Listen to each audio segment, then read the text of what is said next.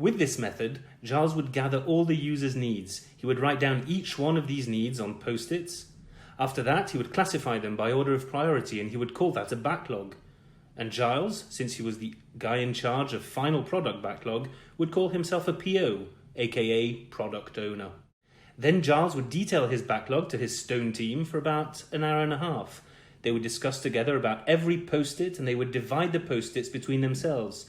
This meeting he would call a sprint planning, and it would give visibility to the whole team. At last, the stones could start developing a solution that would meet Giles's needs. Developers would progress on their actions and would do a daily team meeting every morning to synchronize everyone. During that daily meeting, they would update their Kanban board, the one with the to-do, ongoing and done. It was used to follow up tasks' progress. Giles, because he was the best dude in town, would call those meetings dailies. After 2 weeks, the team would present to Giles their first version of the club. Giles, as he saw all the work produced by his team, would call that a demo. Giles loved demos. After all that, Giles was happy. But meanwhile, he had a slight change of mind. He wanted his club to be a little bit more powerful.